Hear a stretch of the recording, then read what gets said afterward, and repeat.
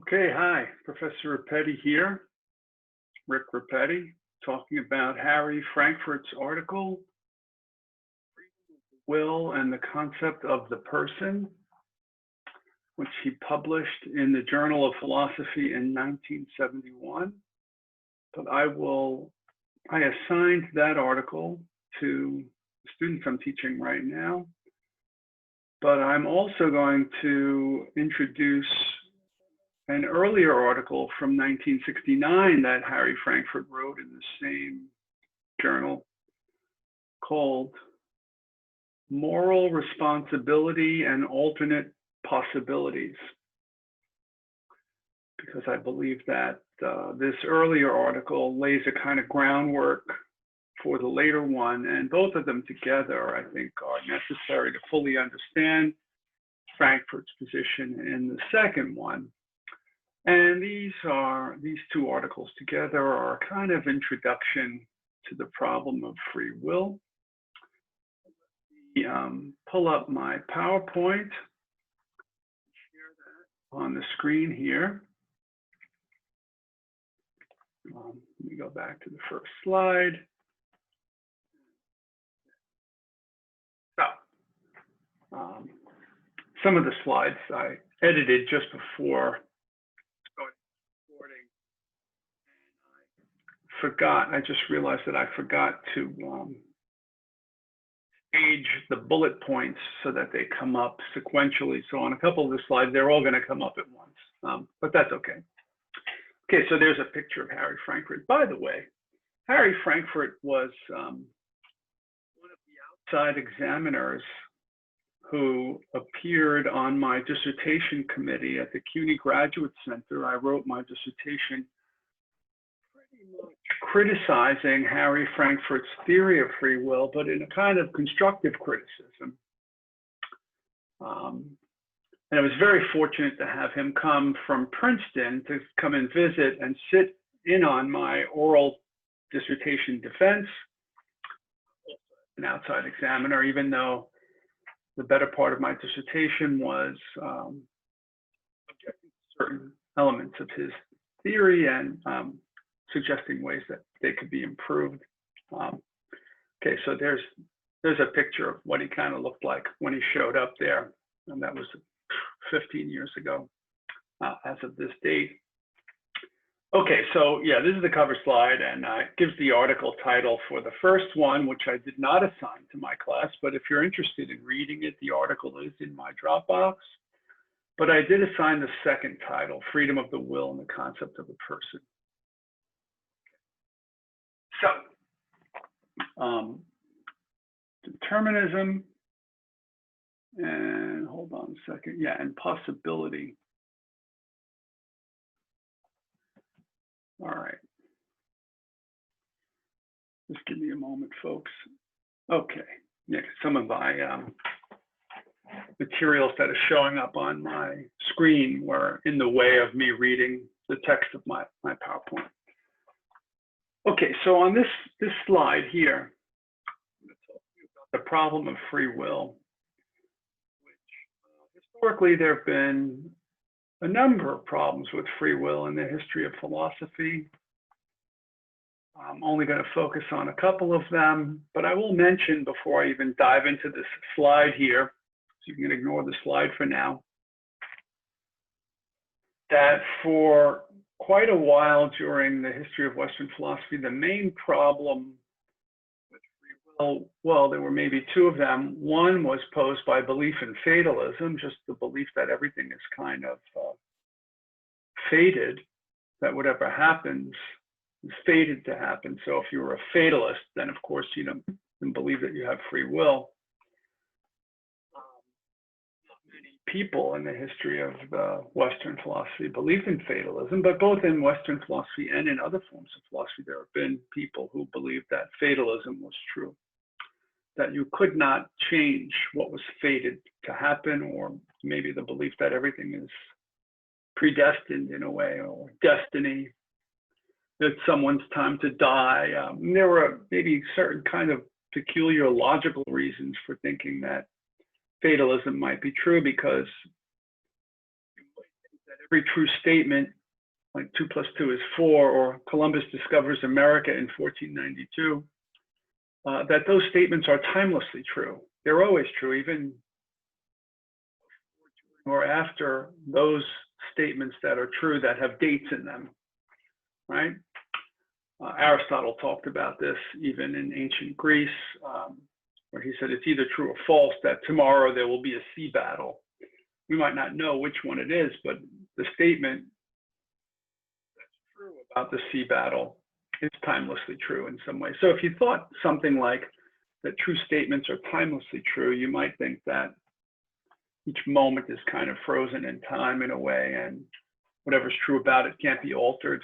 You might come upon a view like that if you believe that time, in our experience of it as being kind of open, the future is open, but the past is not. There's some kind of perspectival illusion there that from another dimension, all times are equally fixed, like pictures in a film, right? And then when the film seems to be moving, then things seem to be changing. But those are peculiar ideas about time and fate that are fatalistic views that are based on this kind of peculiar ways of thinking about timeless truth of true statements and facts about each moment outside of time being kind of frozen in time and therefore unalterable. From that perspective, in the same way that we can't change the past, we can't change the present or the future, that all moments in time are equally fixed. So that's a kind of fatalism, and based on a peculiar understanding about the timelessness of true statements. Just mentioning that so you know that that's one kind of fatalism, as opposed to just ordinary views of fatalism, like the story of Oedipus or other stories like that, where there's a prophecy about something and people try to prevent the prophecy from happening, but that makes it happen, you know. And then, like I said, there's ordinary views where people think certain things are fated, like it's a person's time to die or something like that, or certain great events in history were fated, like Caesar crossing the Rubicon or something like that. So I'm going to put aside all those views about fatalism. The other major source of a problem with belief in free will, of course, if you think everything is fated, you don't think you have free will, is the belief that God knows everything. God's all-knowing or omniscient, and God's all-powerful or omnipotent, so that nothing ever happens in the universe that God doesn't allow or permit or will to happen. That there's a divine plan, and God, everything happens for a reason. And so this is a kind of predestination view about God orchestrated all of the events, even those that appear random or variable and so on. So one about God's power, the other one about his knowledge. So of course, power to go against God's will. So anything that God allows to happen is something that God lets happen, and therefore that he wills to happen, no matter what it is. So there's that problem, that you can't really have a free will if God is all powerful.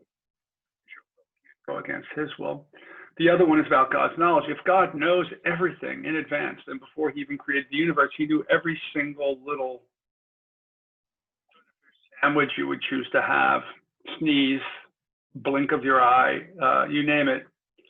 And everything that God knows, if he's all knowing and God can't be wrong, he's also all powerful. So his will is consistent with his knowledge, then you could never falsify God's knowledge. So if God knows that you're going to choose X, whatever X is, then the alternative, not X, either just not doing X or doing something other than X, seems logically impossible. And your ability to do otherwise than what God knows that you're going to do would falsify God's knowledge, and nobody has the power to do that. Right, so that's another problem. The problem of God's foreknowledge seems to be God foreknows or knows in advance that you will choose X. You really don't have an alternative to choose not X. So that's one problem. So now The more recent problem in the history of philosophy in the modern era comes from the rise of science, and that's where we come on to the slide here, where in the modern scientific mechanical view of the universe, everything's governed by laws of cause and effect. So a billiard ball, when you shoot pool, one ball hits the other ball dead center, the second ball is going to move in a straight line. If it hits that other ball slightly to the side, then that second ball will move a little bit the other way, and so on, right? Every time you strike a match, there's fire. Whenever water is as cold as 32 degrees, it starts to freeze, and so on. So all the things that happen in the physical universe are determined by the laws of nature, the laws of physics, laws of chemistry, laws of electromagnetism, you know, all these different things, hydraulic laws, biological laws. It's all basically physics, right? This view is called determinism, that the universe is like clockwork, and whatever happens when A causes B, whenever A causes B, well, and then if A does cause B under any circumstances, then it always will under those identical circumstances. So everything is cause and effect. That view, the view that everything is determined by lawful cause and effect relationships, is called determinism, right? So if determinism is true, then this is the second bullet. The laws of nature or laws of physics govern the state of the universe at time one, take any particular time, which necessitates the state of the universe at the next moment, time two.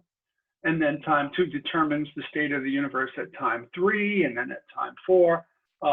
No matter how far in the past that was, right up until now, it's like a series of dominoes, right? The state of the universe in time one, like a domino that falls and hits the next domino, it makes that one fall, which hits that one, makes that one fall, and then, you know, you see the dominoes all falling. So from the moment, now this is the third bullet on my slide, given the Big Bang, the first moment or the first state of the universe, together with the laws of physics, one domino led to the next, which caused the world to be exactly as it is right now. You could look at it as the entire state of the universe being transformed by all the laws operating all together moment to moment, or you could look at little streams within that, like, you know, a tree falls in the forest and it hits the house, and then the house caves in, and then it sparks a fire, and, you know, whatever. So you got these of cause and effect, or the collection of all of them. You could just talk about the state of the universe from the Big Bang, and that's time one, and then time two, and so on, all the way up to now. So we're down now on my slide. Every moment is lawfully caused by the prior moment or the previous moment. So that being the case, here's where the kicker comes in. Third bullet from the bottom. Given the past, the state of the universe in the past, and given the laws of nature, only one outcome is possible in every moment. So if the temperature drops to 32 degrees, it's only possible that water freezes in the next moment. Other factor kicks in, but there's all those factors that could kick in are governed by laws. So when you put the collection of them all together, then the state of the universe at time one necessitates that there will only be one possible state of the universe at time two. And given that state of the universe at time two and the laws of nature, there's only one possible state of the universe that could occur at stage or time three, and so on. So determinism implies that there's only one unique history of the universe. At the moment, there's only one possibility. So that, another way of putting it is that the only things that are possible are the things that actually occur. So whatever is actually occurring in the world right now is the only thing that's possible, given how the world was a moment ago. Our sense of possible. You might say, oh, well, logically possible or conceptually possible. Like, I could imagine that even though this happened right now, something else could have happened. But the determinists will say, no, well, no, you can think of other things happening, but you strike that match. If there's oxygen and the match is dry and the flint is dry, the only thing that could happen if you strike it with the right force is that fire will erupt, right? Only that one thing. So there are never never really any alternate possibilities. There's only one possible state of the world that can occur moment to moment, and that's whatever actually does occur. So you might want to say determinism rules out all alternate possibilities. In fact, there are no possibilities in a deterministic world. There's only one absolutely necessary outcome that will happen in each moment, given the previous moment and the laws of nature. So if determinism is true, I like to call this, the consequence of determinism, I like to call it actualism. The only things that are possible are the things that will be actual at a particular time in the history of the universe. There are no non-actual possibilities, except perhaps in the future, that what will happen tomorrow is possible. It hasn't happened yet, but it's really only possible if tomorrow it is actual. I don't know if I'm going a little too far and too complex here, but I want to really drive home the theory that if the scientific view of the world is correct, then there are no possibilities other than the one thing that actually will happen, given the necessity of the conditions in place and what they will cause to come about in the next moment. All right. Yeah, pause for a moment to take that in. I will add one other thing, which I should mention, that in the last century or so, quantum physics alleges that at the perhaps subatomic level, right? So at the atomic level, you have atoms like a hydrogen atom or an oxygen atom, right? And you put two hydrogens together with an oxygen, and the electron bonds form a molecule of water. But the electron is a subatomic particle, right? There are little parts that form an atom, right? The nucleus, the proton, or whatever, I forget what these things are called, just off the top of my head right now, but you know that an electron is a subatomic particle, right? And then smaller than what makes up electrons, I don't know if it's 1 or 2 or 3 levels down, but at the smallest level, we call the kind of things that go into making up subatomic particles quanta, which is plural of a quantum, which the quantum is just an amount, a quantity, right? It's the smallest possible amount. And the physicists talk about things at that level as being somewhat indeterministic, right? So, for example, a photon can be either a particle or a wave, which is more like a movement than a thing, right? Depending on how we measure it or test it or observe it, right? So some physicists say that because it has a kind of indeterminate nature prior to us interacting with it, its nature is indeterminate, right? And so like maybe at the quantum level, the way things happen, unlike when a molecule freezes because it's 32 degrees Fahrenheit or 0 degrees Celsius, right? At the quantum level, the state of the thing is deterministic, and therefore it's not the same as determinism, all right? So now, some philosophers and scientists who think about this, okay, well, if things are indeterministic at the subatomic level or at the quantum level, then maybe even things at the macro level, at the level of atoms and above, or even subatomic particles like electrons and above, might not be deterministic. But many people who are privy to this discussion say that whether or not they're deterministic at the small or micro level does not necessarily imply that determinism at the smallest level can rise up to the larger level, right? So what is one philosopher named Ted Honderich, he says, the indeterminism at the quantum level is so infinitesimally small that it can never rise up to the level of atoms or anything above it, the macro level, right? So indeterminacy at the micro level can never really rise up to the macro level, which is the level at which we exist, that rocks and trees and people exist. I don't know. That may or may not be true. I tend to think that that's an assumption that's not necessarily justified, because as we know, a tiny little snowball rolling down a hill can cause an avalanche, right? This is the kind of thinking that's like, or the butterfly's wings over here flapping can cause wind currents that eventually become a tornado on the other side of the world. That's from chaos theory, right? So I don't know, but we'll leave that aside for now. Let's just suppose, for the sake of the argument, that everything that ever affects us at the level of atoms or above, that's the level at which we exist. And those things are all deterministic. So why is that a problem? Well, that's a problem for free will. So second slide, well, second new slide after the cover slide. Let's talk about free will and morals and possibilities, right? We talked about on the previous slide how if determinism is true, there are never alternate possibilities, right? But there seems to be a very powerful intuition about what free will is and what it requires.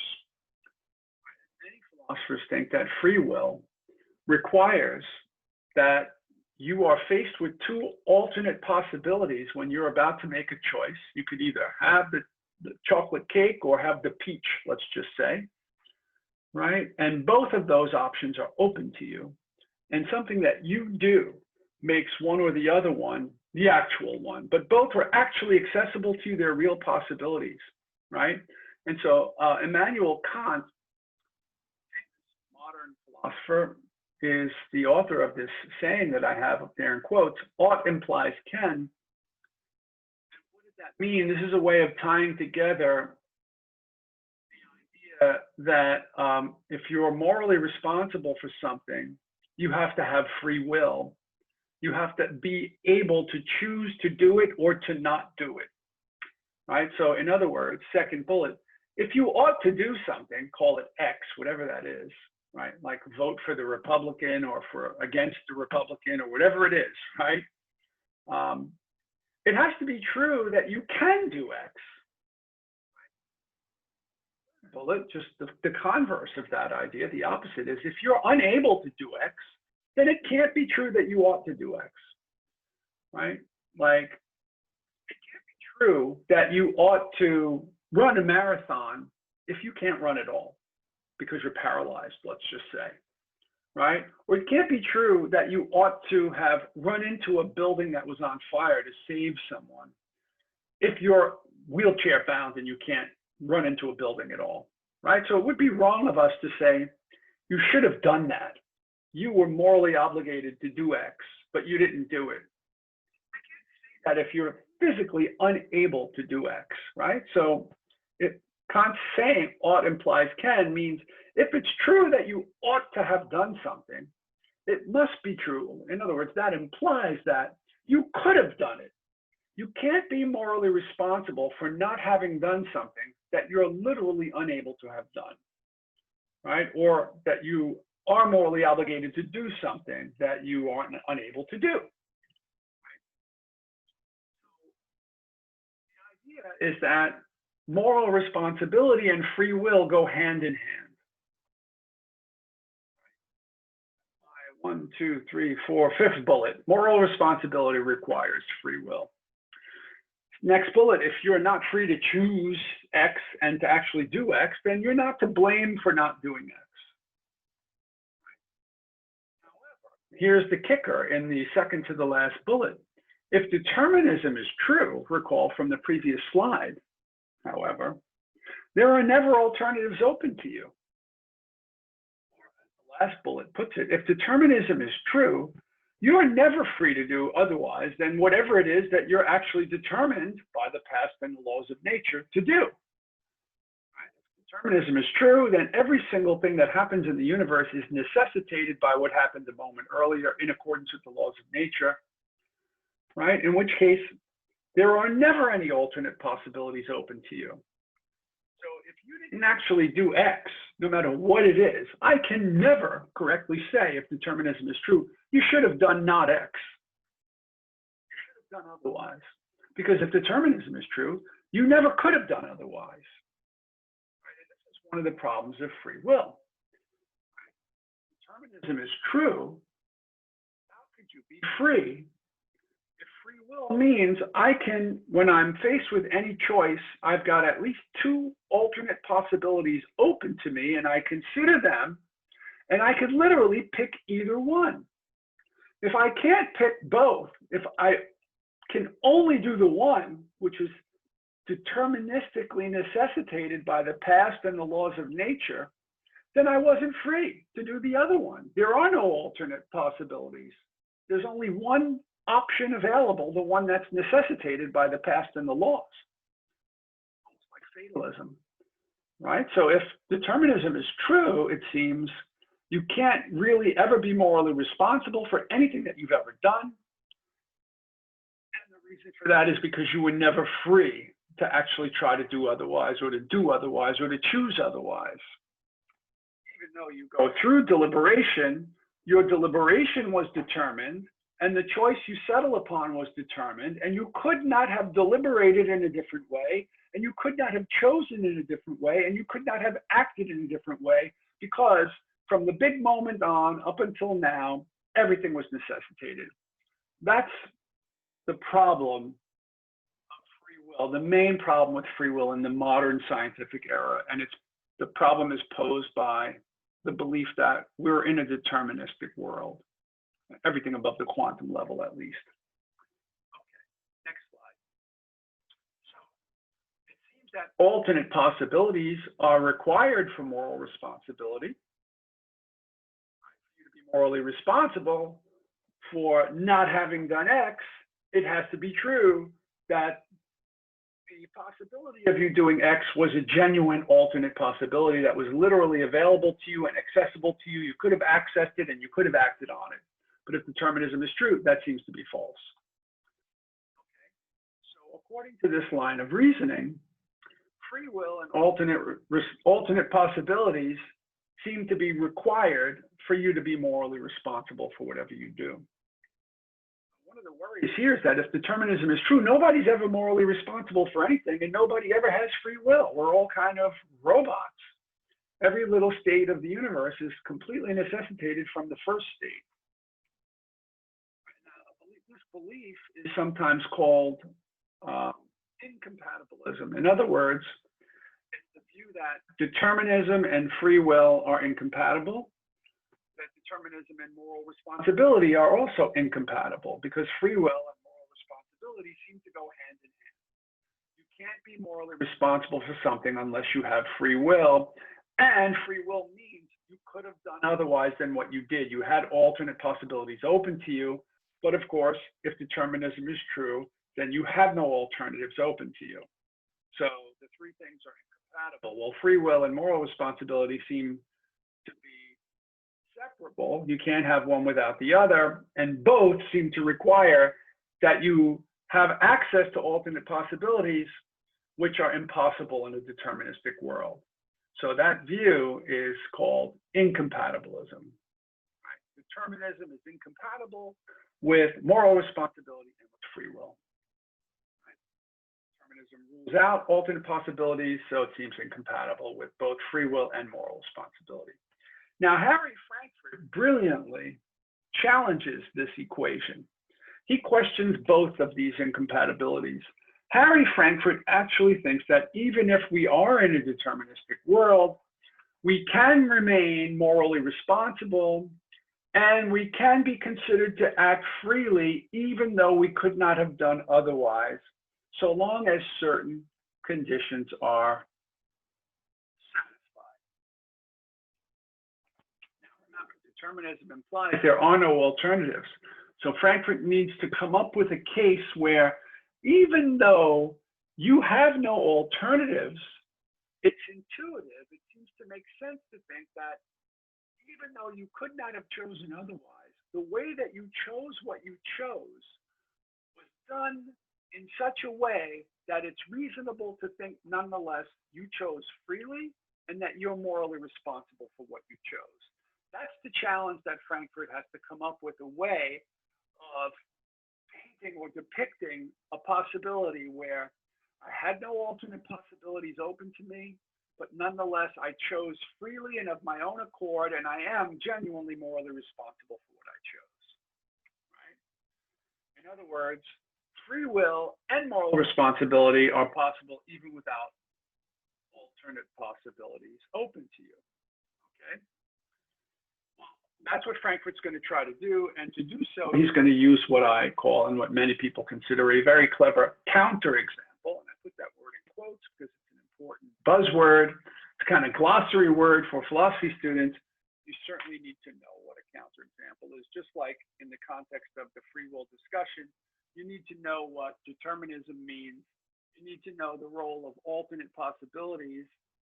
You need to understand the phrase, I could have done otherwise than what I did, right? Because if you really did act freely, then that means that you had an alternative open to you and you could have chosen it had you wanted to, or had you reasoned toward that alternate possibility, right?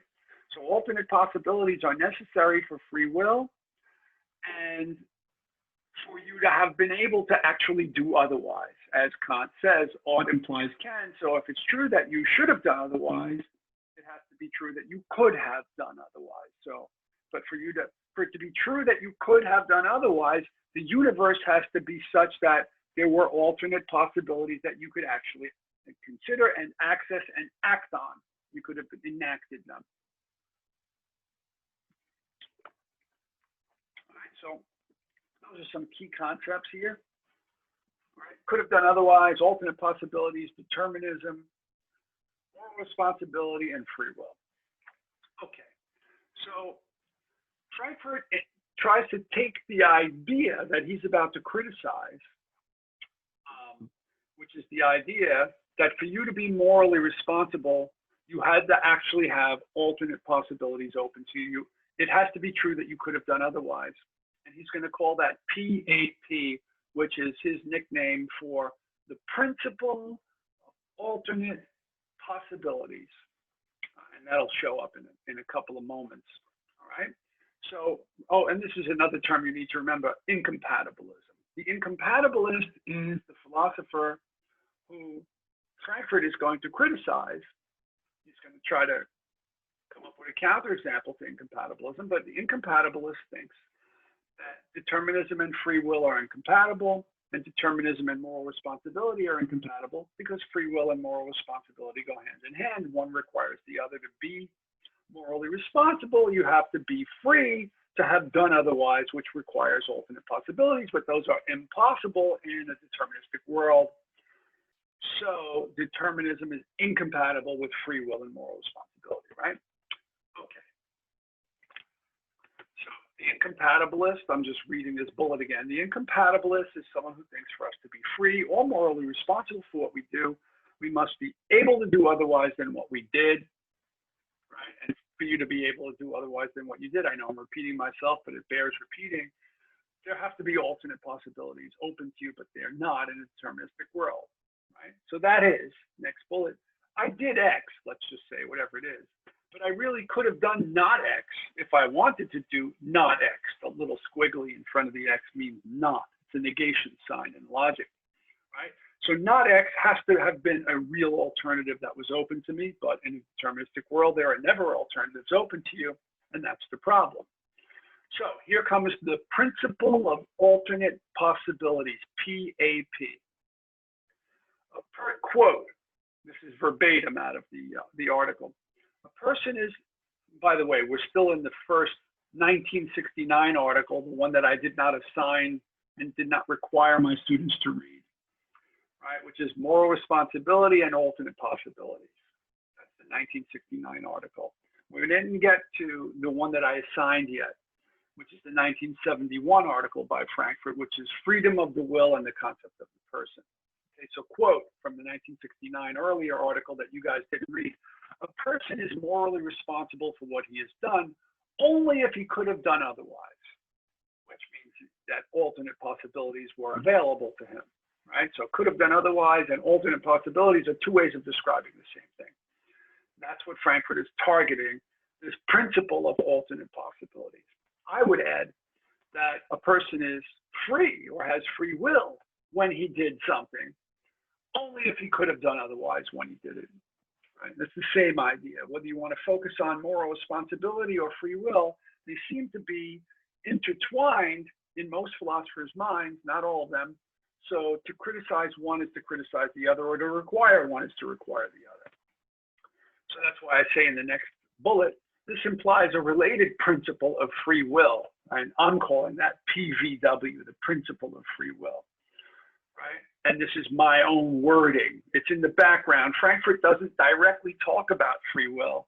For whatever reason, he only talks about moral responsibility. And I think the reason is because most of us might have more strong or clearer intuitions or understanding about morals than we do about free will. Like Kant's saying that ought implies can. Like, I can't be morally responsible for doing something that I was literally unable to do, right? So we have very strong intuitions about that. And because our intuitions about morals might be stronger and more clear than our intuitions about free will, I think that's the reason why Frankfurt is focusing on the moral thing. He's trying to show that you can be morally responsible even in a deterministic world. It might be harder for him to make it more explicit that you could actually have free will in a deterministic world.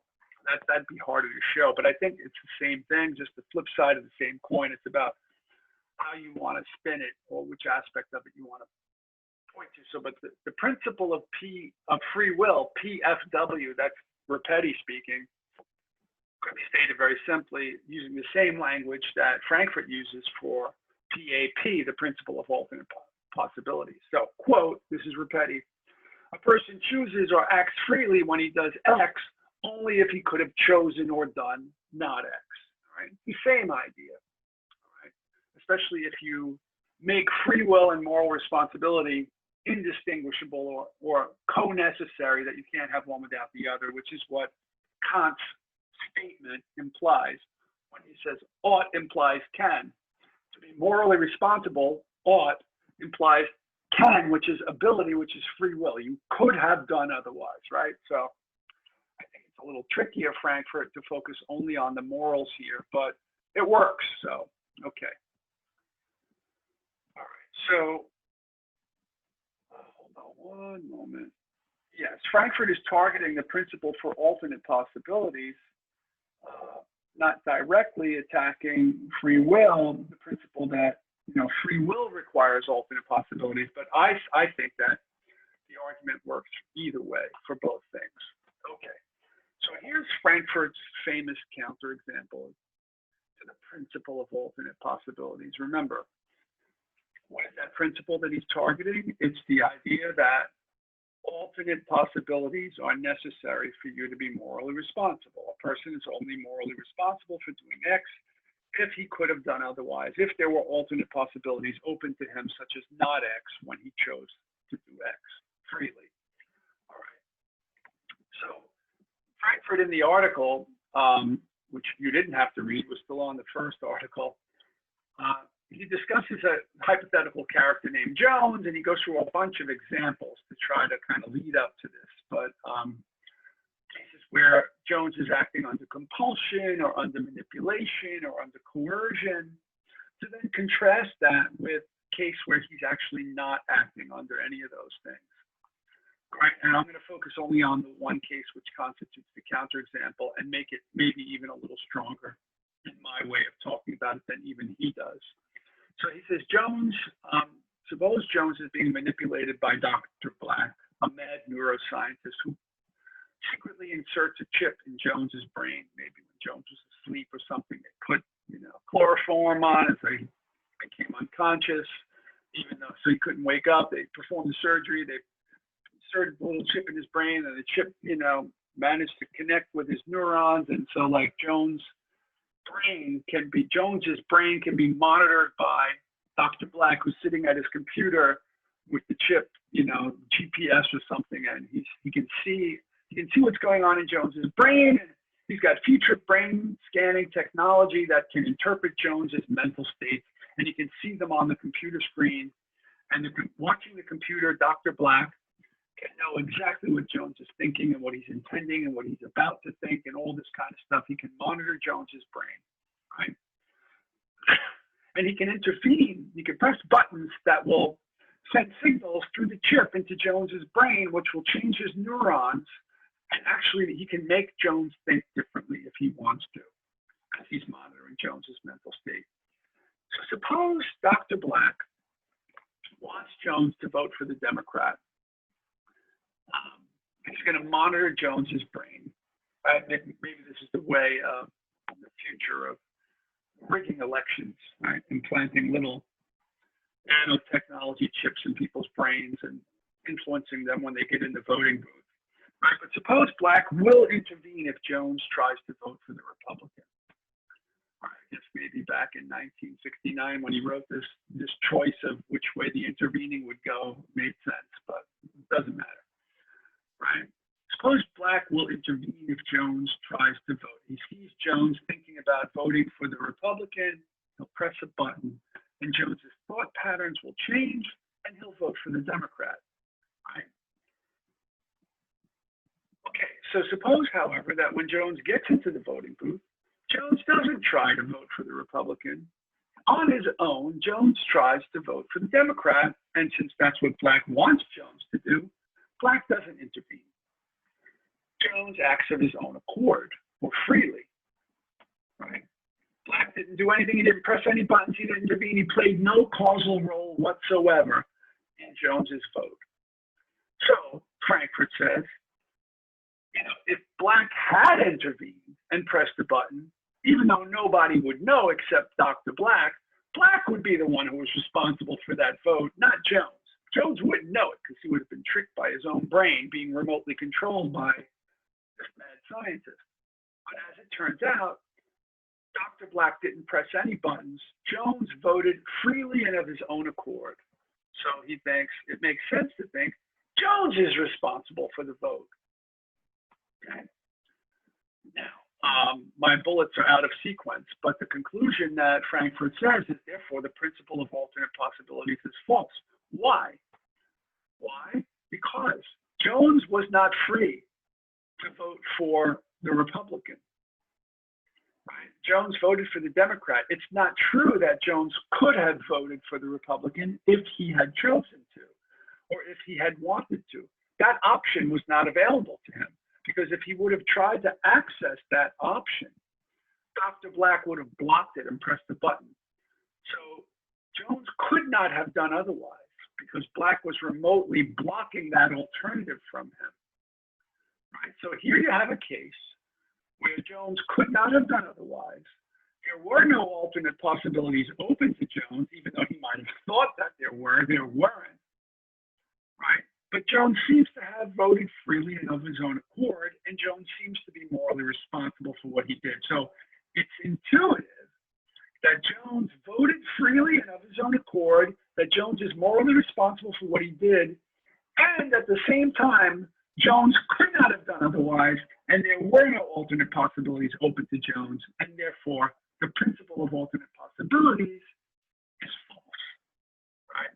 And a person need not have alternate possibilities in choosing freely, as Jones just did. The mere fact that determinism rules out alternatives is no guarantee that it rules out free will. Now, this is a bizarre hypothetical, but it is imaginable, and it's enough to make sense. It counts as a counterexample. What's a counterexample? I made a big deal about how that word was a vocabulary word or a glossary word. Let's just break it down into two parts. It's an example that runs counter to a claim or a theory. So if your theory or your claim is that all swans are white, if someone produces a single swan that's not white, it doesn't matter if it's blue, purple, polka dotted, it doesn't matter. As long as it's not all white, and to claim that all swans are all white is falsified by that counter example, that example that contradicts or runs counter to the claim, right? So here, Jones voted of his own accord. He voted freely. Jones is morally responsible for his vote, but he could not have done otherwise, right? Therefore, that principle, PAP, the principle of alternate possibilities, must be false, right? And now, determinism is the scientific theory that rules out possibilities. So the argument of incompatibilism earlier was, if determinism is true, then there are never alternate possibilities open to anyone, because ought implies can. Nobody can ever do other than what they do, so nobody ever ought to have done anything other than what they did. So nobody's ever morally responsible for anything that they do, right? Because they have no alternate possibilities. So the incompatibilist thinks free will requires alternate possibilities, and moral responsibility requires the kind of free will that entails that you could have done otherwise because you actually have access to alternate possibilities.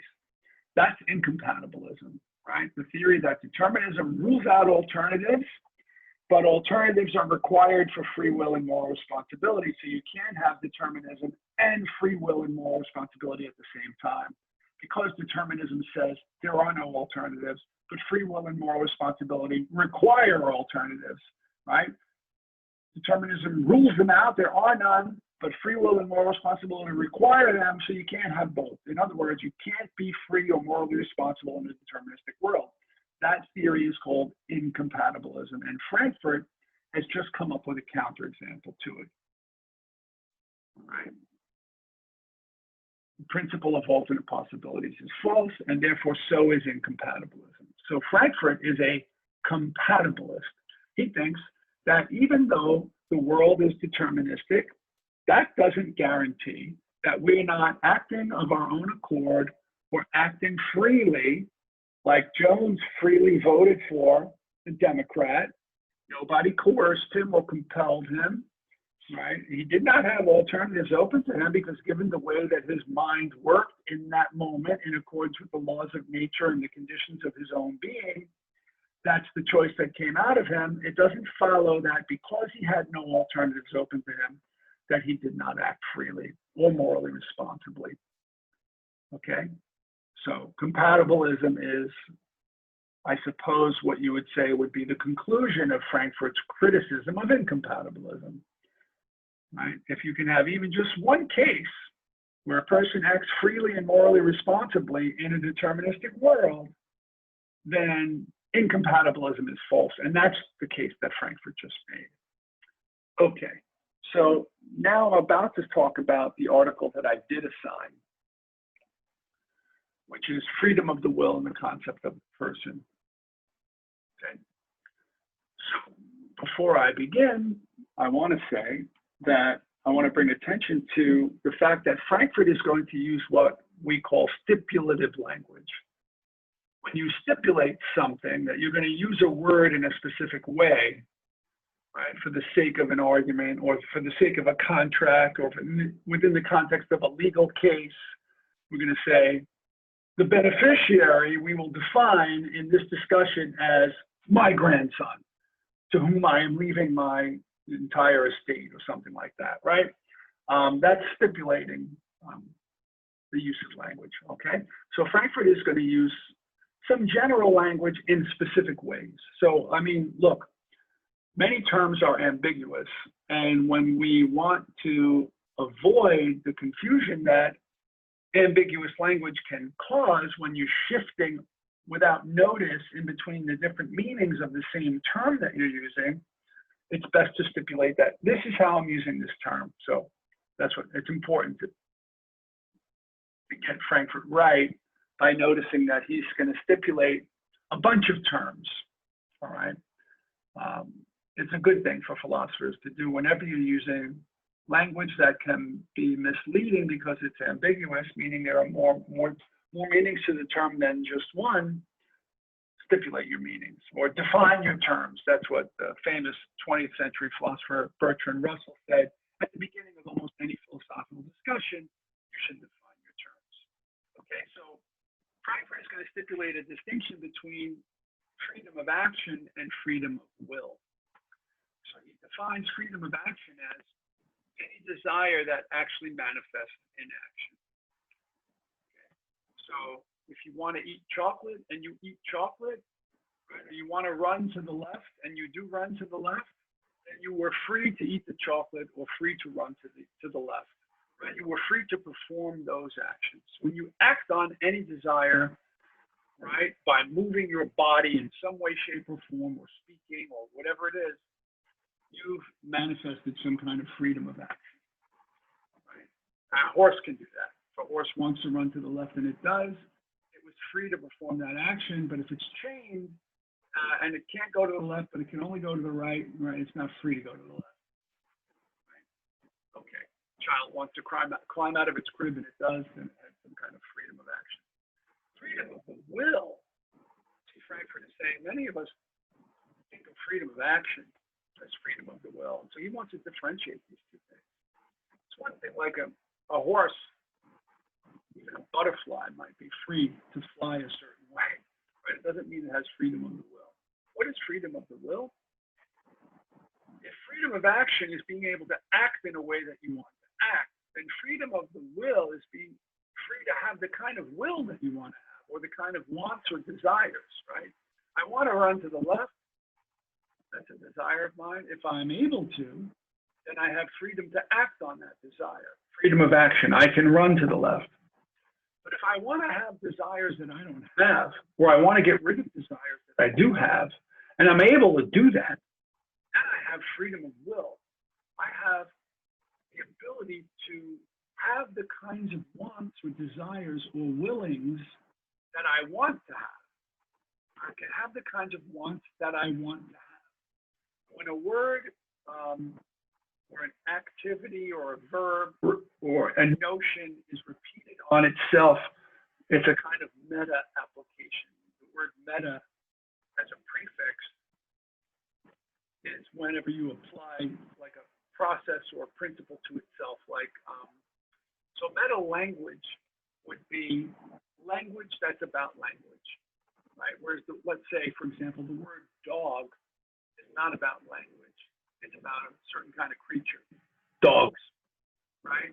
Whereas the word word, or the word language, or the word sentence, the words homonym and synonym and antonym, the word grammar, all of those words are words about words, or words about meanings, or words about language. So we would call all the latter terms meta-language or meta-linguistic, whereas words like dog are not, right?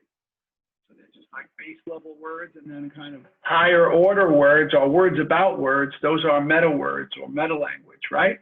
So the reason I'm mentioning this is because freedom of the will, according to Frankfurt, is a kind of meta will, or meta desires, or meta intentions, or meta wants, right? When you're able to have the kinds of wants or desires that you want to have, right? You have the wants that you want to have. So that's wants that you want, that's meta wants, right? Or meta will, or meta desire. So, for example, the person wants to not desire the cake because I I want cake and I keep eating the cake. I want to lose weight. I don't want the cake as much as I want it, right? So I have a meta level desire not to have that base level desire for the cake. I don't really like math, right? I don't want to study math, but I need to study math to do good in computer science, which I want to do good at, right? So because even though I don't want to like math, I don't like math, I don't want to study math, but I want to be able to want to do it. I want to like math, even though I don't, right? Let's just say. So this is like, oh, I might be a heroin addict, and part of me wants very strongly to shoot heroin, but another part of me that doesn't want to be addicted doesn't want myself. I don't want to have those desires, right? So there are wants that I want to have and wants that I have that I don't want to have, right? So meta want, will, Frankfurt is saying, like, freedom of action is when you're able to perform the actions that you want to perform, but freedom of the will is when you have the sort of will or wants that you want to have.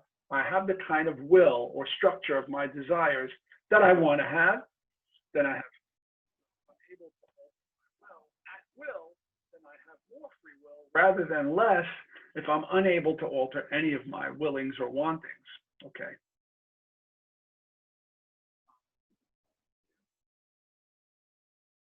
Want to desire healthy options.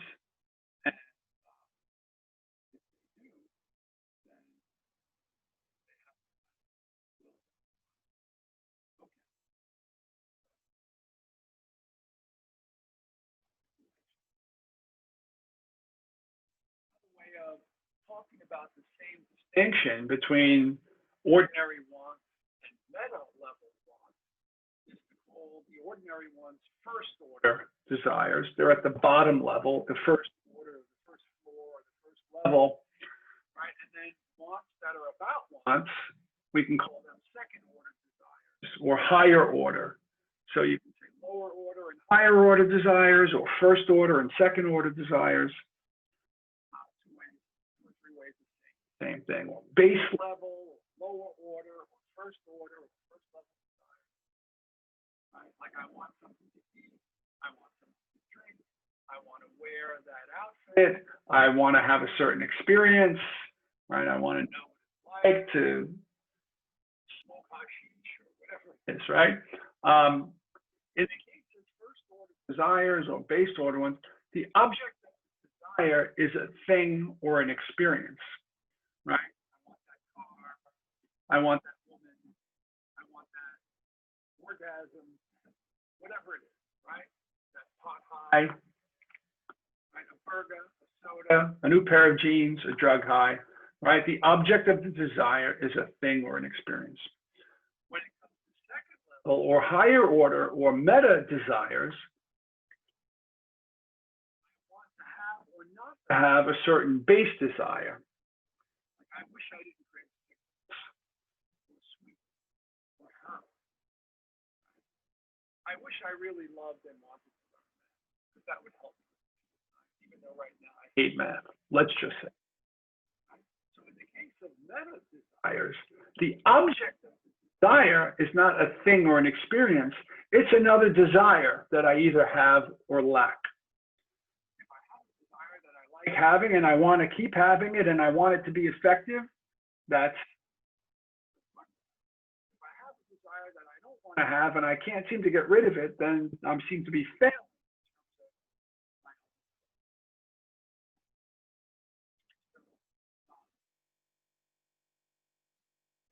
When I desire cigarettes or sweets or heroin, and I wish I did. So, desire to love math. So I have desires that I don't want to have, and I don't have desires that I do want to have. Like supposing that I don't want math, I don't love math, I'm not attracted to math, but I want to be, because I know.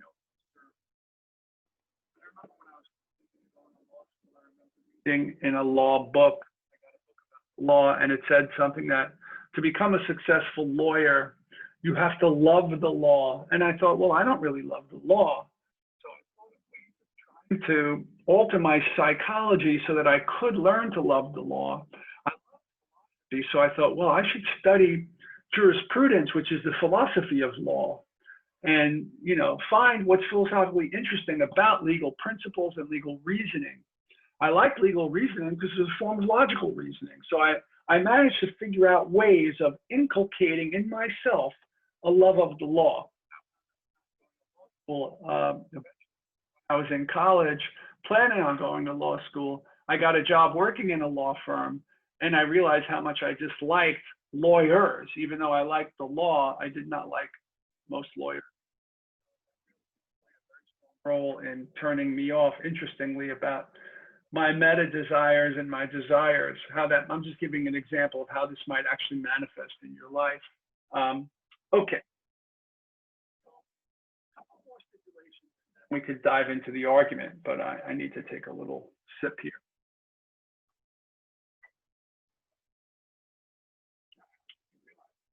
It's complex, but on another level, it's pretty simple. That we all struggle with, right? So this is important in real life. Because technically a volition is just a desire or an intention. A want, a desire, an intention, a volition, a motivation, a goal, all of those things. I want, let's say, to become a lawyer. I intend, my goal is to become a lawyer. I desire being a lawyer, right? All those volition. Volition is related to the word voluntary, which means something that you do of your own accord. So Frankfurt says, but I want to like differentiate between different kinds of desires, right? So I'm going to call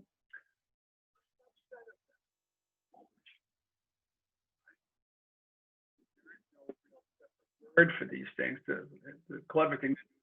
I'm going to stipulate that this is what I mean, right? So by first order volitions, Frankfurt means that is actually effective, which in other words, which succeeds in issuing in an action, right? First order volition. Because I might have a whole bunch of base desires that are in competition with each other, but only one of them. That's the effective one. So I'm going to call that the volition. I can just say effective desires are the ones that issue in action. All right, but let's just call them volitions because that's what Frankfurt calls them. For volition, Frankfurt wants to differentiate between some second order desires that approve or disapprove of my first order desires, right? I might want to have a desire that I lack, or I might want to keep a desire that I have. Those are second order desires, but I want to call the ones at the second order level, which I want to be effective, volitions. The effect that certain first order desires succeed and become first order volitions, or second order desires to the effect that certain first order desires fail to succeed and thus don't become first order volitions, right? So in other words, just like I might have random first order desires, I'm effective, I could have meta level desires, like knowing what a certain kind of craving is on the first order level, which I don't actually have, but I don't really want that craving, as I might wind up taking heroin or something like that. That Frankfurt will use, right? So he wants to just say, look, at the first order level, action are volitions, and at the second order level, volitions are only those second order desires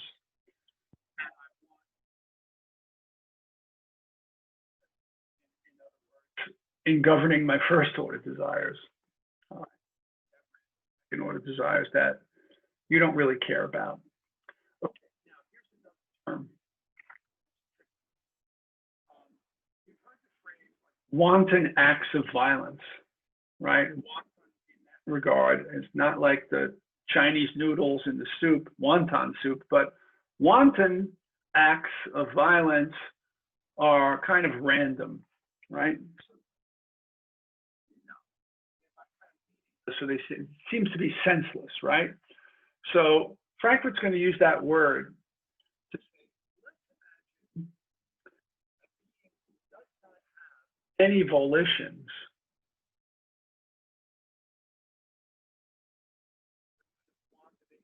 on impulses, like animals, right? An animal has an impulse, it acts on the impulse. It's a kind of wanton behavior. It's kind of random or sensibility, right? So beings who lack volitions, we'll call them wanton. People, moral agent, we hold persons. This is in the legal sense, like a corporation can be a person, right? When we do moral philosophy, we differentiate between humans and persons, right? There could be persons that are not human if there are other species in the universe that are capable of rationality and moral reasoning like us, right? Not all human beings seem to be persons. If a human being, well, we typically reserve the term person for not just a human, but for a being that can engage in moral reasoning, who's sane and rational, right? Standard of personhood, and neither are perhaps senile people who are suffering from dementia or other forms of mental illness or brain damage. They might no longer really be considered persons, even though they're human.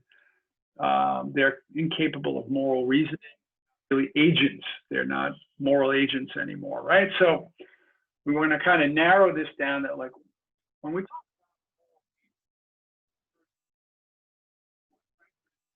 that to be a moral agent or a person in the full sense, you have to be a being that has a kind of higher order and lower order will. You have to have volitions. Repetti, there may be other senses of the term, but we're stipulating that Frankfurt is using the term person and the term wanton to be opposites. And the distinction between the two is simply whether or not a being has or lacks volitions or higher order or meta will or meta volitions or meta desires. Is important in agent. A moral agent is someone who's capable of approving or disapproving of their own desires. There's a little sidebar here. I don't have this in my slides, but studies have shown that there's a difference between what 4-year-olds and 7-year-olds think about free will.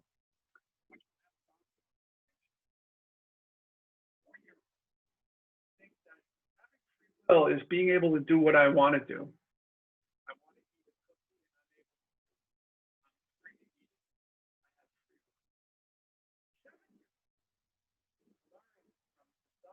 From growing up and from consequences to their actions, that acting on all of your desires doesn't always produce desirable consequences. Act on their desires. Say free will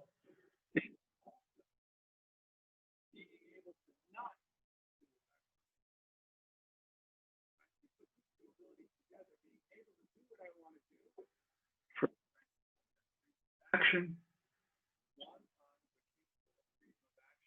can just run wherever it wants to. What I want to do is being able to have a higher order will that says that my first order desire is one that I should not act on. Order will, being able to not do what I want to do. Second order ability. Distinction that Frankfurt makes, that moral agents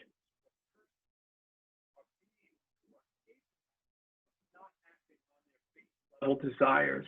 They are ability to approve or disapprove, to want or not to want my base level wants.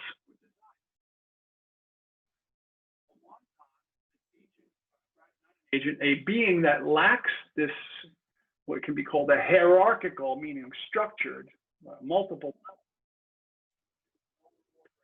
or a being that lacks any structure to its will and acts on impulse only is a wanton and a non-person, technically not really a moral agent. But to be morally responsible, to be a moral agent, is to be a being that can be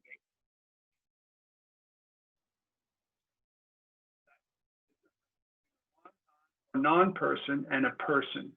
A person who's reached the moral age of a 7-year-old base desires.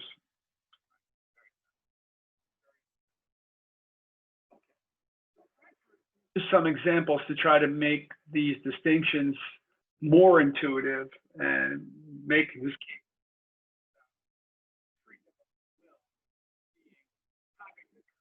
structure to the will, to your will that you want to have, as opposed to not having the ability to not act on the desires you don't want to act on, the 7-year-old's ability, right? There are two different kinds of drug addicts. One who's willing and one who's unwilling.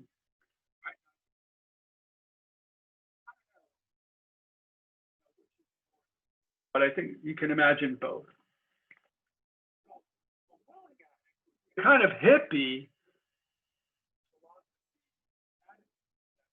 kind of drug addict might have, that, you know, maybe they grew up in a culture, a hippie kind of culture that was very pro attitude towards drugs and has no compunctions, no hesitation, no self-consciousness, no guilt whatsoever about the fact that they are on drugs all the time. Started out addicted, but they became addicted, never really resisted it. They just want to keep getting high And all they do is to try to keep getting that drug. Shame, no guilt, none of that stuff, right? They have an undivided will because they don't have any structure to their will. There's no 7-year-old in there who resists the desire to get high, right? Addict, and Frankfurt would say, technically that person is a wanton, at least when it comes to the addiction. On the other hand, as a person, even if they're failing as a person, because they keep having a higher order meta desire to not give in to the addiction, but they keep conquer the addiction, but they have weakness of will. They just can't seem to get it together. They say, I'm not going to do it again. I swear. And they, you know, like an what are they called? Werewolf. Right? Lock me in a cage when the moon comes out, but they manage, they're so strong to break out of the cage, right? So like that's a kind of unwilling werewolf, you know. An unwilling drug addict is somebody who resists their addiction but loses the battle, right? But only the unwilling addict, according to Frankfurt's distinctions between a wanton and a person, is a person. Right? Person who fails to have the kind of will that you want to have, right? Wanton. So meta volitions or meta desires is a kind of will or loss of will. So suffer from weakness of will here and there. If you're on a diet and you cheat a little bit, you feel bad that you had the cake, but you should have had a peach, right? But if it doesn't happen all the time, it's an occasional act of weakness of will. Ironically, like in the case of a drug addict who fails all the time, it's as if you've lost your will or your will has become completely ineffectual. Person, only a moral agent, only a being with hierarchical divisions of their will, higher order desires and lower order desires, can even suffer from a weakness of will or loss of will or failure or breakdown of the will.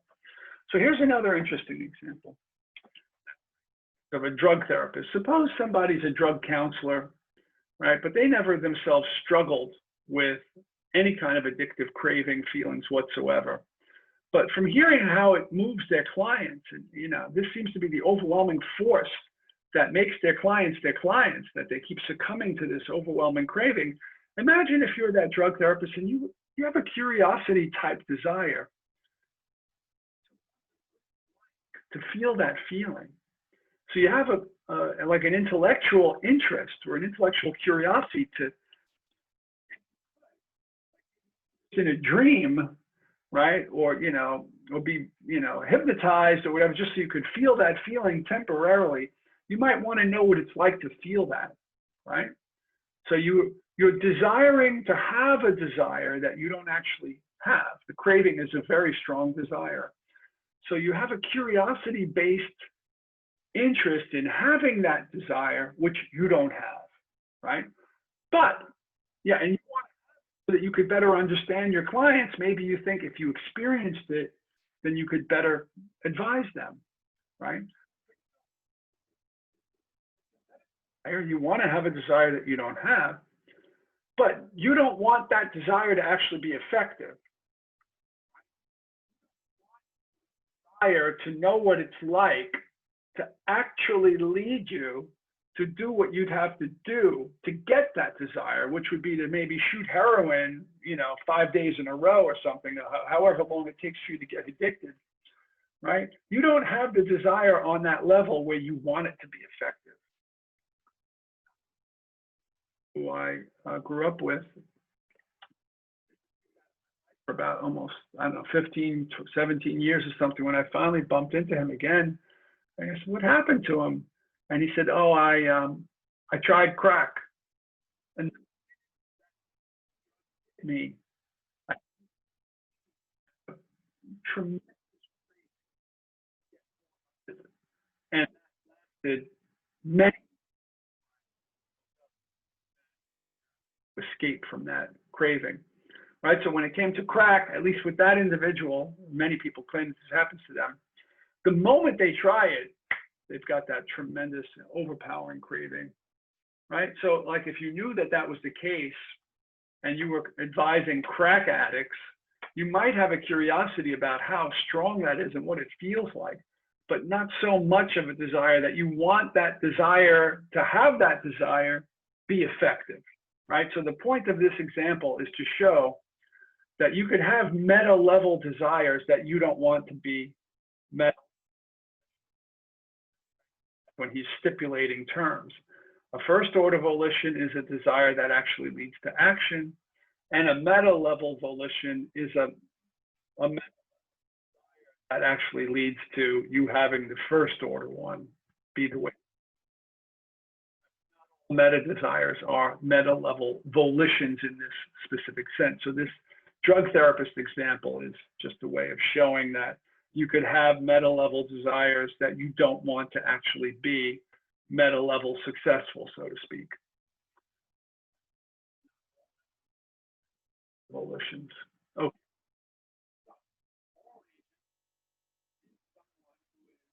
Somewhat able to regulate her desires.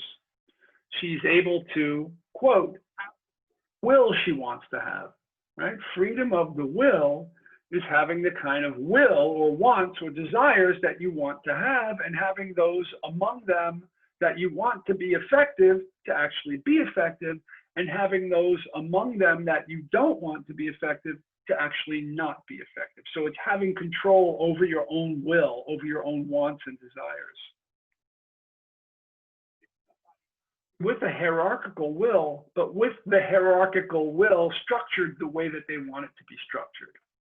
And a hierarchical will is a will that's composed of at least two levels: base level volitions or desires, and a higher order level about the first level.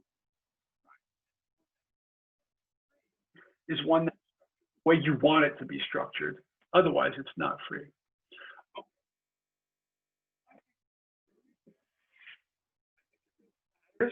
I think Frankfurt is right about, but before I do, I want to say a few things just in summarizing what I think is interesting and right about Frankfurt. I think he's absolutely right that person is intimately connected with a will,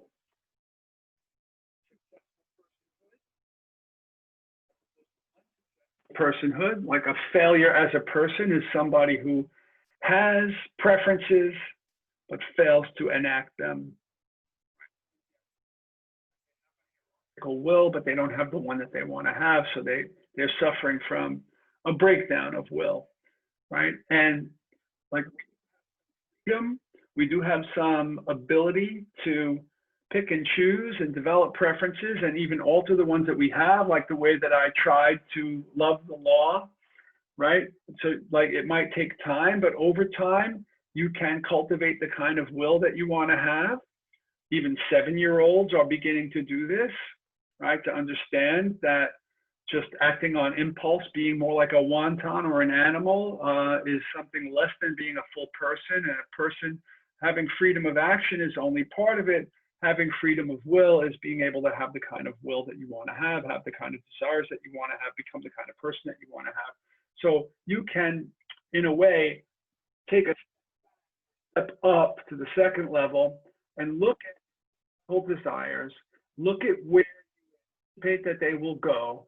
You can imagine the consequences of acting on them and of what kind of person that you will become if you shoot heroin or rob old ladies or whatever it is that you do, or smoke pot every day, or eat healthy or exercise, whatever. You can think about the different kinds of life or future or person that you're going to become if you invest in these kinds of actions and in these kinds of desires. And you have some leeway when you have this ability to or the desires that nature and your genes and your environment and your experience have generated, right? So existing, having a body, having genes, having circumstances, experiences, environment, all that generates and causes certain kinds of desires and inclinations and preferences, but you can take a step back and review all of those and decide which ones you want to keep, which ones you want to get rid of, which ones you want to feed, like weeds in a garden, which ones you want to pluck out. And you don't want to water these, you want, So we have freedom of the will, at least the ability to and pick and choose which ones we're going to approve and disapprove. And through practice, we can cultivate our will and build it kind of way. Because we can reflect on our will, that's what makes us the kinds of people that we become. Is the ability to alter the kind of person that you become through which desires you approve of and allow yourself to act on and not act on, right? To the kind of person, right? Your ability to identify with some of your own, with others, to detach from some, to attach to some. You identify with some, you disidentify with the others. You make yourself, through your choices over the course of your life, that you are. So Frankfurt's title, Freedom of the Will and the Concept of the Person, is the idea that through of your own base level desires, you make the person that you become. And personhood requires freedom of the will, the ability to have the kind of will that you want to have. So I think it's a wonderful model. I have an awful lot of other things to say about it. Objections, okay? So, wonton about heroin, let's just say. I act impulsively whenever it comes to heroin or food, right? So you have somebody who just can't control what they eat. They wind up weighing 500 pounds or whatever, right? They're a wonton when it comes to food. Whatever they want, they just eat, right? But they might not be a wonton about what books they watch, the kinds of things that they'll say, who they vote for. They might have very, very highly structured wills when it comes to other aspects of their lives, right? So what might be counterintuitive or not make sense about this concept of a human who's a wonton is that almost all human beings, no matter how wonton they might be in some aspect of their life, I can't imagine, you might have those kids that got lost in the woods and got raised by wolves or something, what do they call feral, who don't speak a language, that they might be more like an animal than a human because of the way they were raised without human contact. But the average person, no matter how addicted they might be or whatever, in one aspect of their life, no human being is fully wonton whatsoever, right? So even the most vicious drug addict who might kill strangers for drugs won't kill his mom. You know, he might even rob from his mom, but he won't kill his mom. You know, that kind of, he's not completely wonton. Okay, so here's the bigger, that's a minor objection about the wonton thing. Lots of objections about personhood. Born with only a brain stem, missing like 99% of their brain. They have just enough of a stem to keep their heart pumping and stuff like that. You might want to say it's still a person because it's human. So we might use the word person. We often do use the word person just to mean anything that's human, right? And then if somebody was an alien like Spock, who's not really human, even if they're a moral agent, we might not call them a person, right? So, but Frankfurt understands all that. And he's saying, no, I'm just stipulating that I'm going to use the word person for a moral agent, no matter what. It's a moral agent, right? All right, so the objections about persons and wontons, I think, is minor. It doesn't matter because he's stipulated what he means. The big objection, this is the standard main objection that everybody makes to Frankfurt. What makes second order volitions free? And more person-like, more meaningful, but now we're going back to determinism, right? Deterministic, then even your higher order volitions based on your genetics and your experience, right? The Big Bang led you when you were born, you had the genes that you had, and you formed the base and second order desires that you, it's all deterministic. So, you know, desires look good if they're approved of at the second order level, right? But that just passes the buck. The second order desires are also deterministic. You can't completely control that. And even any control that you exert is deterministic, and the preferences that you want to develop and cultivate, all that's deterministic, right? So that's the objection. Second order volition free, that must be endorsed at the third level, right? The third level one's free, they have to be endorsed at the fourth level, and so on ad infinitum, and we call that an infinite regress. But we can't even imagine, like the human mind can't even comprehend what it would be like to have 12th level desires, right? That means I want it to be the case, that I want it to be the case, that I want it to be the case, that I want it to be the case, I'll go on 12 times. And I want it to be the case that it is, right? Like we can't even, after 3 or 4 levels, that's about as far as we could go where things just don't make sense anymore, right? So like the human mind can't go, we certainly can't go on ad infinitum, but also if it's ad infinitum, it never ends. So there's never any top level authorization that filters down to the lower levels. If determinism is true, that's the objection.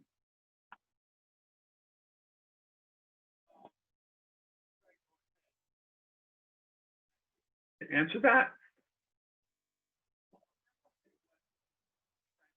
What Frankfurt says is it doesn't matter so long as at whatever your topmost level is, that there's a harmony in your will. If you don't have a divided heart, if there's no level at which you disapprove in your will, so it's enough if you have this will. If you, that means like at level 3, you disagree with level 2 or level 1 or something like that. So if you have some kind of interlevel disharmony, then you have a breakdown or failure of the will. But as long as at whatever the top level that your cognitive ability functions, whether it's second level or third level, right, as long as there's no disharmony in your will, that's good enough. And Frankfurt also, he says, this is in subsequent articles that he wrote to respond to these objections, that, identifying with your own desires is enough, right? As long as you don't have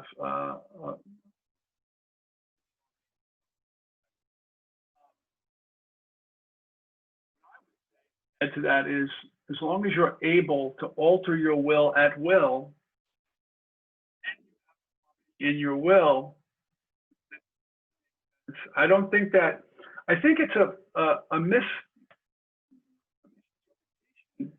to abstract from Frankfurt's analysis as if, oh, it's that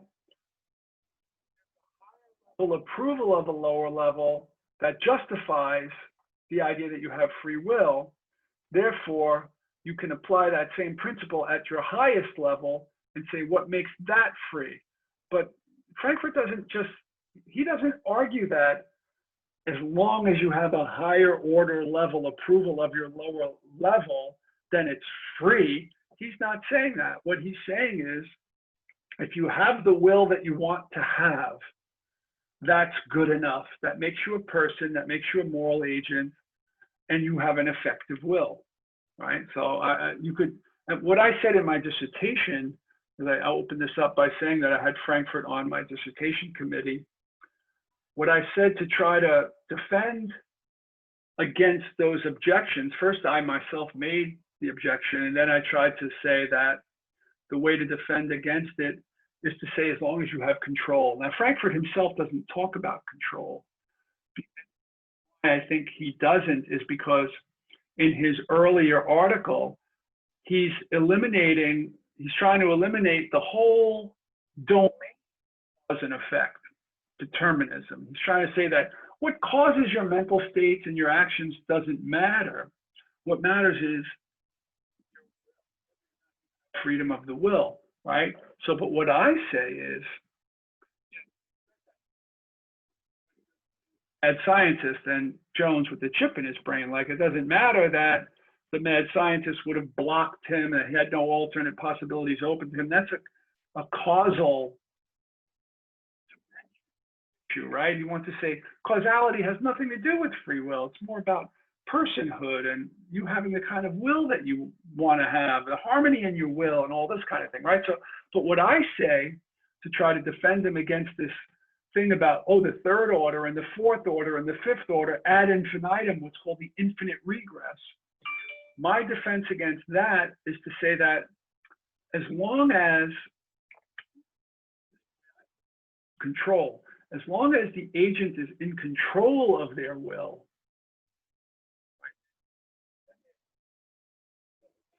if the determinism is true, in fact, determinism, when a person does have control, determinism guarantees that they have it because determinism makes the world function reliably in accordance with laws of cause and effect, and control requires causal laws, right? So I give this whole analysis about how mental states, if you were in control of your own mental states and your own will, then you have control. And free will is, another word for free will is autonomy, which breaks down into auto and nomos, which are, the Greek words, yeah, which means self and rule. Nomos, like norms or rules or laws, who are in control of yourself, that's good enough for you to be morally responsible. And that's the argument that I make, by the way. So, all right.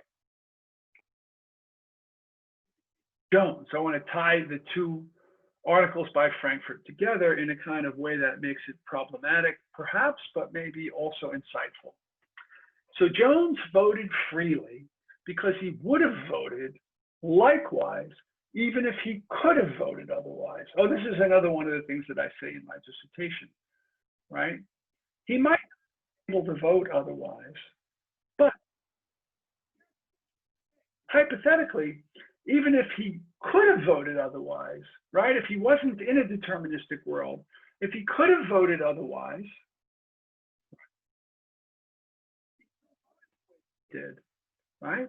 So in a way, you could say a person voted freely because he would have voted likewise, even if he could have done otherwise. So the fact that he couldn't have done otherwise played no role in his voting likewise, right? Would have done, even if they could have done otherwise, then they acted voluntarily. And if they acted voluntarily, like Jones, then they acted freely, and then they're morally responsible. The act of action or freedom of the will, however, I said it could be problematized, right? So Jones voting the way he wanted to vote sounds like freedom of action, but not necessarily freedom of the will. He was able to. Otherwise, because Black would have prevented that. But does he really have full freedom of action even if he can only act as he pleases by coincidence? Like if he wanted to act otherwise, he would not have been able to.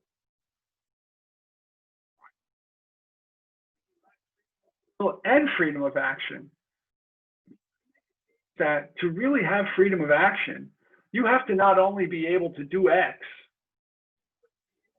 not X. You could say is kind of tricking us by only focusing on part of that. Critics will say the same idea is that just because you love your chains doesn't make you free. By determinism, to want to vote for the Democrat and you're able to vote for the Democrat, that doesn't mean that you were free to want for the Republican or free to actually vote for the Republican, right? Still be the case that even though Frankfurt's counterexample makes a clever point, freedom of action and full freedom of will, arguably you have to be able to do what you actually do and want to do other than what you actually want to do. And to bring in Frankfurt's meta level stuff, you have to be free to want to be able to want other than what you want.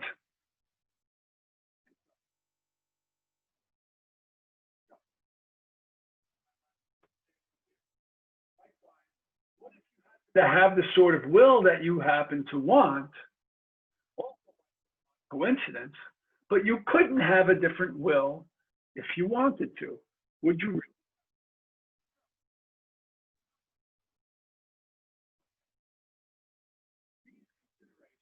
suggest to me that action requires freedom to act on other desires if you wanted to act on other desires, not Jones's sort of mere hypothetical coincidence where fortunately he wanted to vote for the Democrat and Dr. Black let him, right?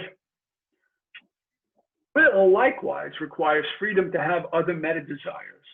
If you wanted to have other meta desires, not the equivalent of Jones's mere hypothetically equivalent meta desires. I know I said that as a mouthful fast, but suppose a person happens to have the kind of meta desires that they think that they want to have.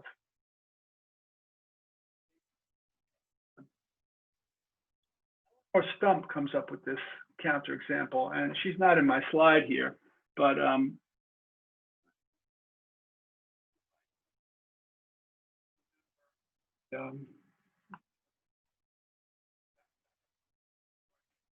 confusing bullets in front of you while I'm saying this. She says, consider a lapsed Baptist is somebody who you should not want to drink wine. As a Baptist, so she was raised to think that, drinking and smoking and dancing are, sinful, and you shouldn't drink, you shouldn't even want to drink, right? But she grows up, she outgrows the religion somewhat. She goes to college, outgrows her religion.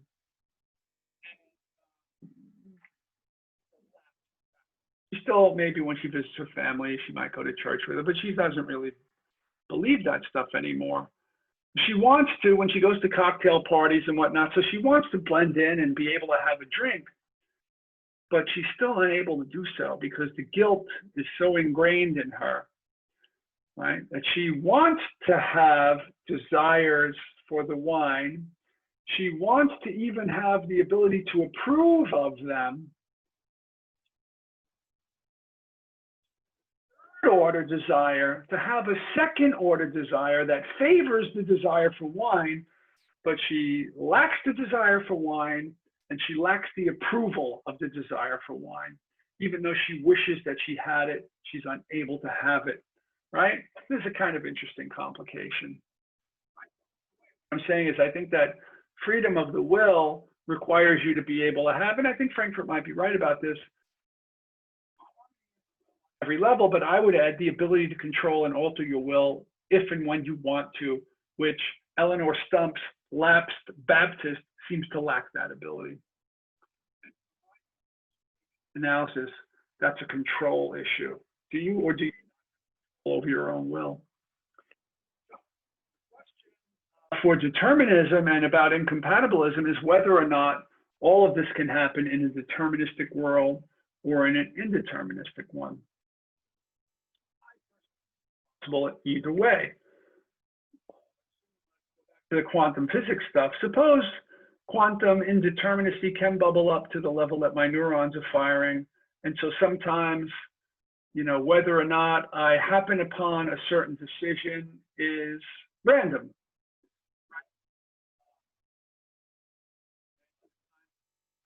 Dictated by my neural firings. But the question is whether or not I have some kind of ability, whether it's partly or fully deterministic or indeterministic, a blend of either or both, or neither, do I have or lack the ability to alter? It's a matter of control. And I do think that human beings have that kind of control. So I don't think that whether or not it's deterministic, that kind of control, whether the world is deterministic or not, in my view. Let's take one of them. Suppose the world is deterministic, right? Determined to be continent or incontinent. And you might not remember what that term means, But like when an old person loses the ability to control their bladder, we say that they are incontinent. And when little kids are wetting the bed, they haven't learned how to control their bladder, they are incontinent. So you could be very young or very old, or for other medical reasons, you can be incontinent. And most human beings are continent, meaning they can control the release of their bladder voluntarily. Now, suppose we're in a deterministic world and everything is determined. It's a case that those of us who were continent, we were determined to be continent, and then there are some of us who were determined to be incontinent. So if somebody is incontinent, right, then they can't control the release of their bladder. If Kant is right, Immanuel Kant, who said ought implies can, if they can't control the release of their bladder, then they're not morally responsible if their bladder releases because they can't control it. Whereas if you can control the release of your bladder, right, and you wind up urinating in public, you know, in a street corner or something, instead of waiting to go to the bathroom, right, you could have controlled that, but you didn't control it. If you have the ability to control it and you don't control it, when you should have controlled it, then we could say you ought to have controlled it, but you didn't, so you are morally responsible, right? And I think that that remains the case, even though we're in a deterministic world, right? It's that you have this ability to control the release of your bladder. And so you can detect when you need to release it, and you can control when you do within certain reasonable boundaries, right? So whether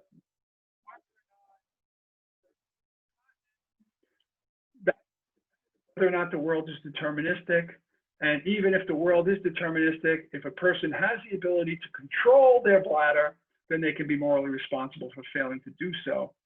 Right, and I think that's perfectly analogous for every other ability of ours. Anything that we can control, responsible for failing to control it or failing to execute that ability in the right way at the right time. In which case, we have moral responsibility and we have some freedom of the will to the extent that we can control our bladders, our desires, our speech, our actions, all of those things. So when it comes to freedom of the will, I would call that volitional continence, right? Determined to be able to control our wills, and some of us are determined to be unable to do so. Those are volitionally incontinent human beings, like the wonton, let's just say, okay? Minds that. One of the analogies I like to use for that is, suppose you go to a batting range. People who like to play baseball will go to a batting range where they pay some money and they get in the booth, they hold the bat, and the machine shoots balls at them and they hit the balls. And the machine purposely shoots the balls to come at different speeds and angles and heights, with a twist, without a twist, right? So the balls are coming at you randomly, but you're practicing the skill of hitting those balls no matter how they come at you, no matter how quickly, slowly, high or low. Of things happening to you doesn't prevent you from having a certain amount of control over them. And desires can arise randomly or deterministically in you, but you still might be able to control them. So whether or not the world is deterministic or indeterministic, meaning random or not determined, I don't think either of those about how much control you have.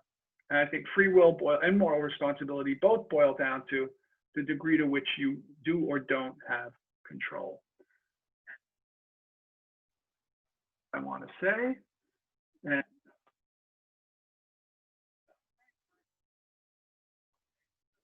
or on the subject, and then I'll let you go in about a minute. I teach and have been practicing meditation for well over 47 years now.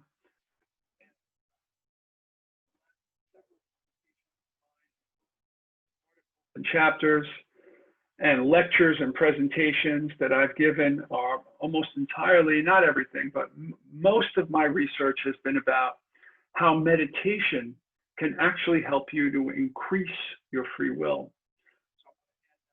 After your minds have been so steeped in Frankfurt's thinking about this subject, when you practice meditation, you practice looking at your thoughts and your and emotions and sensations and perceptions that come up while you're meditating. Suppose you're sitting with your legs folded and your eyes closed. meditation, and an itch happens and you have an inclination to scratch it, but you don't. Or you have a curiosity to see who called, but you don't look. Feeling comes up in your belly and you want to go grab something to eat, but it's just sitting still and maintaining your focus when distractions arise.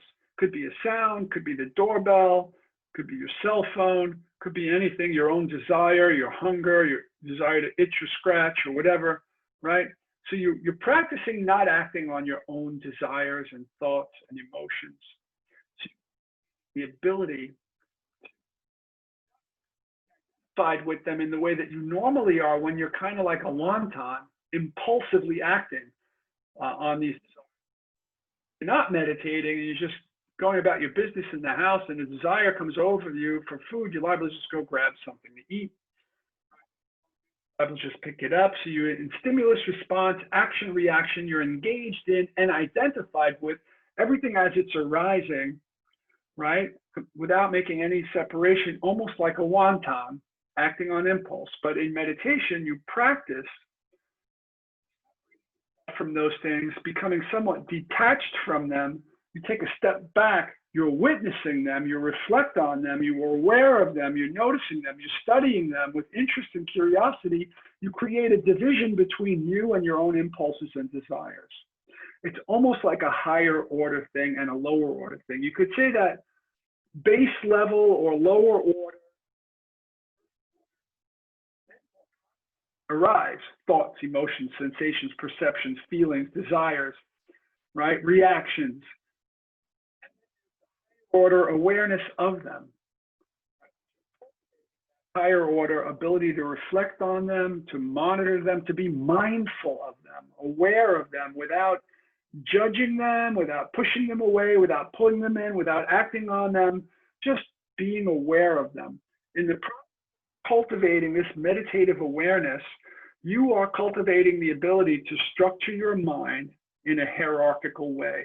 That these are the phenomena arising in my consciousness on the base level, and I have some elbow room, some wiggle room, some freedom to act or not act on them. I could approve or disapprove of them. I could study them, see how they work, cultivate some understanding of them, some detachment from them, some insight into their nature, right? And in the process, I can change my own psychology.